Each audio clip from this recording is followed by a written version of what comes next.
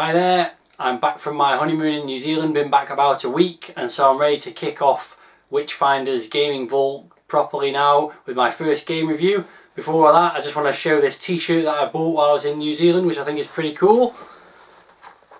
Not sure the guys at Nintendo would be particularly happy with that, but screw them.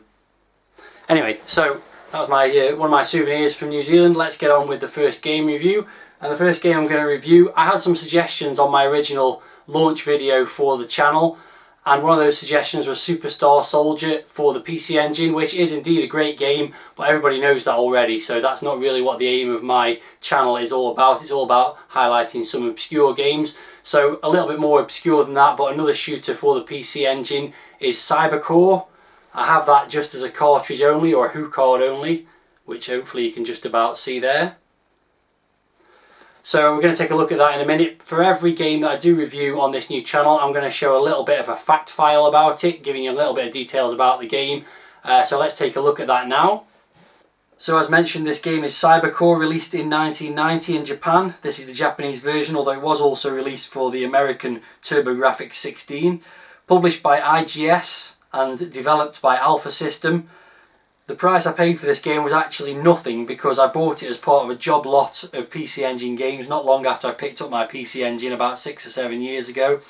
And basically what I did was, this lot was about 100 games, probably sold off about 80 of them, and then what I had left basically cost me nothing. So yeah, this is one of a number of games, HuCard only, that cost me basically nothing.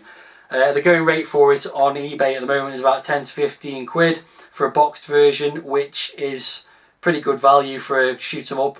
Most shoot 'em ups on the PC Engine are at least 15 to 20 pounds, and some of them are a lot more expensive than that. So price wise it's pretty competitive. The question really is whether it's actually worth playing, and we're going to find that out now.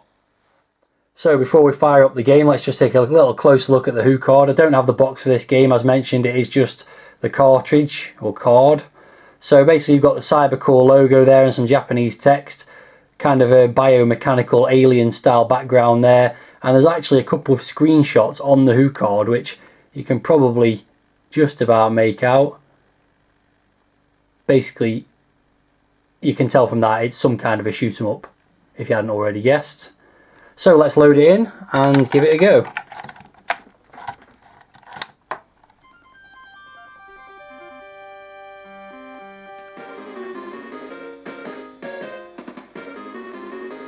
Here's the title screen of the game then, nothing too spectacular, it just says Cybercore and the copyright information, and says push run button. There are no options to select. When you do push the run button, the game starts pretty much instantaneously. As you can see, it's gone into a demo, and the demo allows me to describe a few things to you without actually playing the game.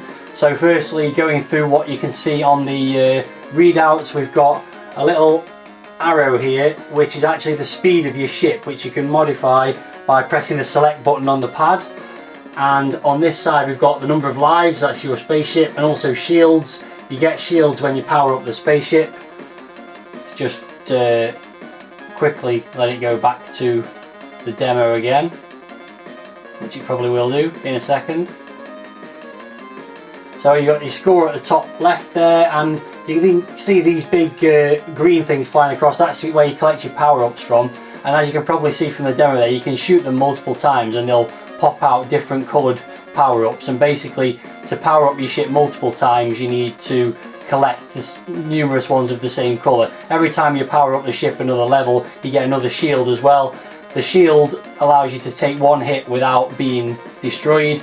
The next hit will then power you back down to the basic ship, or as far down as relevant for how many power-ups you've collected. And then finally, when you get down to the basic ship, if you get hit once again, then it's game over. Or sorry, I should say it's one life lost. It's not really game over unless you're on your last life. So enough waffle about the game. Let's get on with it. Let's have a go. So it's got this intro about the Earth being occupied by insects, and then something about, in really bad sort of English, about this guy who turns into some kind of weird alien thing and then metamorphosizes and then flies this spaceship. I've never really got it in all the times I've watched it. So Luckily when you hold the button down for the shots, it's auto fire, so you don't need to worry too much about that, which is a good thing. So just collect the first power up, which immediately gives you like a spreading 4-way shot. Doesn't matter which of the colours you pick up, you always get that. So it's pretty easy to start with. You've got some pretty basic enemies coming along. So the idea now is to get another red power up, which I haven't managed to do. So I could switch to one of the others, but I'll stick with red for now. So you've also got a bomb to shoot the ground-based enemies, which you can see a few of there. Just got rid of a few of them. It's pretty similar, I would say, in terms of the gameplay mechanism, quite similar to Dragon Spirit, the Namco game, with the power-ups sort of powering you up, and then if you get hit, you get knocked back down a level until you've got nothing left. And there's a lot of ground-based enemies. We'll see more of the different ones of those later. You can see there's some little sort of dragons popping out at the moment. You've got these flying jellyfish. All the enemies are kind of organic, so mostly insects, and also some kind of other organic creatures. Well, that's useful. That's an extra life power-up straight away, right off the bat, which is nice. You've also got these big pond skaters as the ground-based enemies in the water.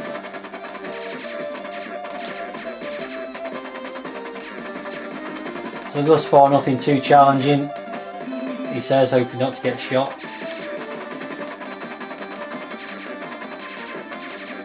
There's another chance to pick up a power up, and again I've only got a blue and a green, so I'll stick with what I've got.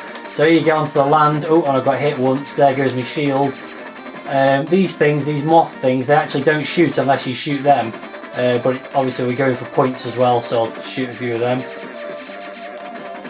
Various other enemies coming along. The backgrounds are fairly generic for these kind of shooting games, but the main sprite's pretty cool. And then halfway through the level you'll get this mid-level boss who's kind of annoying but not too difficult to deal with, hopefully. You just have to watch when he dive bombs you. There you go, that's got rid of him. Bullets flying a bit more freely now. And there's another power up, that's a destroy everything power up. So some of the generic sort of general enemies give you some power ups as well. Right, there's another red one, so I power up to double now. You can see I get a different kind of shot. I also get another shield, which is nice, coming useful. Just coming towards the end of the first level now, I think. Yeah. So this is where your bombs come in useful, because this enemy is ground based. You can't shoot it with a normal shot. Basically it's just like a big maggoty thing which flies around backwards and forwards, and you've got to try and shoot it, which I'm not doing a very good job of at the moment. Oh, I'm down to the last power up, last level now. Nearly got him. Just need to dodge a few more bullets hopefully. There we go, got him. So you can see that ground-based attacks are just as important as the main sort of laser attacks, and that was the first level completed. Good play. So we move on to the second level, which, like many shoot 'em ups, is a city-based level. You get some different enemies again. Bit of a jumbled background. It's like a city and a moon combined, it seems. Not the most pleasant looking background. Some of the backgrounds are a bit naff on it. There you see the first appearance of these little sort of flying, tiny little gnat sort of sized enemies, which are really annoying. They kind of home in on you and buzz around. They're quite tricky to deal with in some cases. We also get some ground-based giant crab things, which appear on both sides of the screen, but you can avoid the ones on the left by just moving over to the left-hand side of the screen. The screen does scroll left to right as well as upwards. These things are quite tricky, and you can see the little bug things flying around. It's all getting a little bit hectic. Those things are annoying but without doing any serious damage, but if they fly around behind you, you can miss them sometimes. This is the second mid-boss, and he just flies backwards and forwards, dropping these clouds at you, which if they hit you, they kill you. And as I've got no power-ups, this is where the little thing, oh, just killed the mid-boss there, and then these little things start flying around, and because you're focusing on the main boss, you kind of miss those and get hit by them sometimes. It's my own fault for not keeping some of my power-ups until that point. So I've got to replay from the start of the level. Try not to get shot as much this time. I'm not going to talk for this bit now because I've already talked through this bit. So I'm coming up to that mid-level boss and I'm much more well equipped to deal with him this time. Because I've got more power. And there you go. He's not that easy to get, not that difficult to get rid of, sorry, when you've got the multi-way fire power up. So then it's on to more landscape. Let's see if we can get another blue one here now. Nope. Let's change to this one instead, which as you can see is pretty much exactly the same.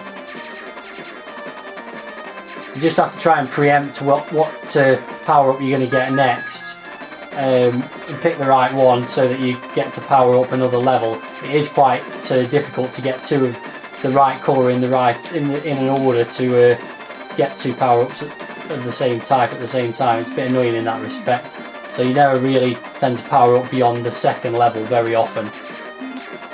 So now we've got some weird things on the floor which are spewing out some enemies as well.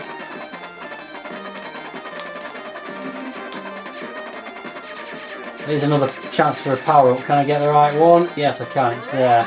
So I've got a second level power up now, which actually has given me some powerful bullets, but nothing to spread the shots out, which could be quite irritating. But I've got another shield, which is good because I'm coming up to the last boss now. Sorry, the last enemy on this level, I should say. And this is like a big spidery thing that spews out some little enemies which home in on you. But again, you can't hit it with a normal shot, so you've got to get in close and zap him with the bombs. Which is easier said than done. Especially when you've got these things homing in on you. Oh, I'm messing this up really badly. This guy's quite annoying. Oh, how many blooming times does he need to be hit? Oh, for God's sake, this is insane. Oh, I got him. I don't know how I managed to do that when I was right back down to my base level. One more hit would have killed me. But I've actually got to the second level now. Sorry, third level now. Which is more of the same. This one's even less attractive looking level, to be honest. You've got a lot of ground-based enemies. They really don't skimp on the ground-based enemies, unlike some games where they just seem like an afterthought. In this game, there's a lot of them, and they do a lot of damage sometimes.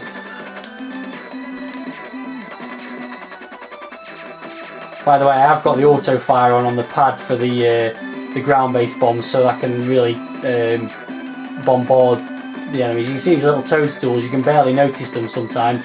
Some of them you can't shoot, some of them you can. This level's really ugly. What I do like particularly about the game is the main ship sprite is very cool looking. Not so much when it transforms, unfortunately. It looks better when it hasn't transformed. So now we've got like a bombardment of nasty things coming down and firing a lot of bullets as well. Never really gets to bullet hell sort of level. Oh, well, that's pretty close to it. That's about as bad as it gets bullets wise, that I've seen in the game at least. This level's actually, I would say, easier than the previous one. I hope I don't have to regret saying that. Let's switch to green. Oh, there you go. Just after I said that, something's got me from behind. Annoying bees coming up from behind on you. Could really do with a power up about now. Oh, this is looking bad. Okay, there goes a life. Famous last words. I'm not sure where this sent me back to.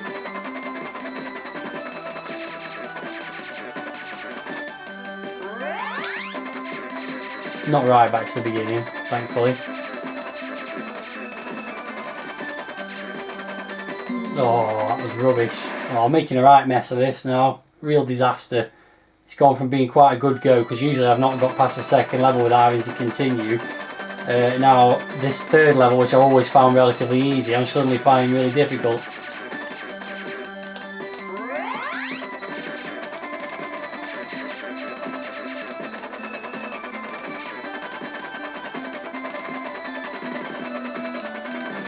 Oh.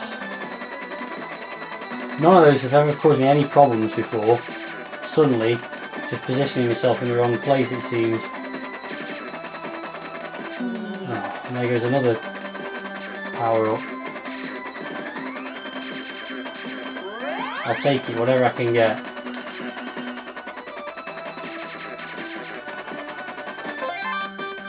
Well, there's an extra life at 100,000 points. I'm not sure I've ever got 100,000 points on the game before. I just don't remember these things being as bad as this.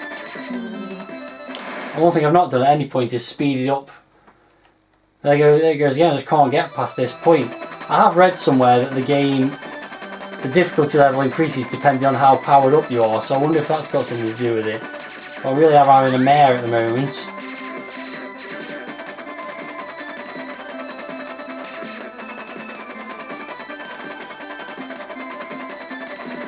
I've not been hitting anything, although at least I got through that without losing any power.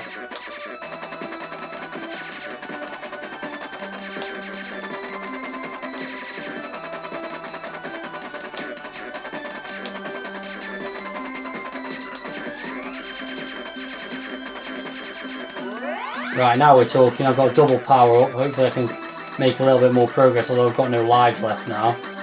Well, this thing should wipe out pretty much all that comes at me. Oh, they're really annoying. Just can't seem to get through this bit at all. I do not remember it being this difficult before.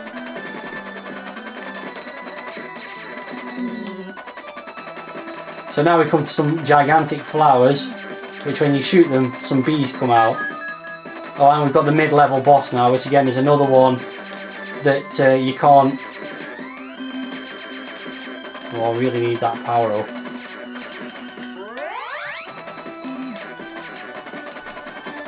I've actually just passed the mid-level boss, which you can't do on any of the other levels. This is another one where you can just sit on one side of the screen and not even worry about the other side of the screen.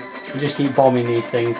However, somewhere along here, you get one that actually pops out a power up. I think it might be this one. No, maybe it's this one. There we go. Which immediately powers you up. It doesn't matter which one you picked. You power up to the next level. I'm not even sure what that one was that I picked up. Oh, I've changed. That's annoying. I've changed back to a different level now. Anyway. So, here's the next boss, and again it's this one you can shoot with the bullets, the first one that you can, and it just kind of spews out these weird like waspy things at you which you can't shoot, and you just have to shoot it as much as you can. It's not that difficult, although I am down to my last ship again. It's probably not going to end well this now.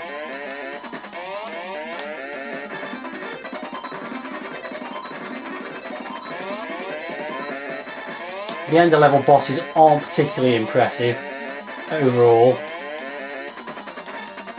It seems like I can only manage to take these bosses on when I get resorted down to my lowest level form. There we go, got him again. I'm fluking this unbelievably when it comes to the boss stages. So we'll just have a quick look at level 4, which is the furthest I've got. I've only got one life left, so this probably isn't going to last very long. We've got more ground-based enemies, little centipedes this time. And then you get these weird sort of amoeba-y things.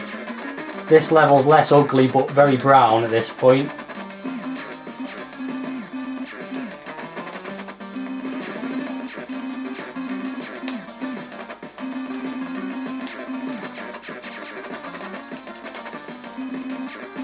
Any chance of a power-up? Oh yeah, you get these ants popping out at you, which then start shooting at you. Can mostly be avoided in fairness. I'd really love to see a power-up around now. This is cruel. Here we go. Right, I'll take that one. Got a bit of breathing space now. Oh. Oh, it's not looking good. Can't imagine getting another power up anytime soon. Well, it's gone quite well. I was expecting to have to, demonstrate a few times and continue a few times to show the later levels, but it's going reasonably well. I shouldn't be too disappointed. this is definitely the best score I've got. Overall, it's a pretty cool game. It's nicely put together. The graphics are not spectacular, but pretty decent. It's another mid-level boss, I assume. Oh, blimey. He's not very nice. Oh, this is all going... Yeah, there we go. That's game over at last. So, yeah, pretty nicely put together. Music I didn't really mention, but music and sound effects are pretty cool. Sound effects are pretty basic, the usual sort of stuff, but the music's quite good. Graphics are nice, as I mentioned. So for me, I'm definitely going to keep it. As I mentioned in my launch video, each game I'm going to decide whether to keep or sell. Well, this one cost me nothing anyway, so I'm keeping it. But I think it's probably definitely worth between 10 and 15 quid, which is what the current going rate is on eBay. Pretty nice game, nice way to start this new series off. And I hope you enjoyed the video and I didn't waffle on too much. I'm pretty pleased with that performance.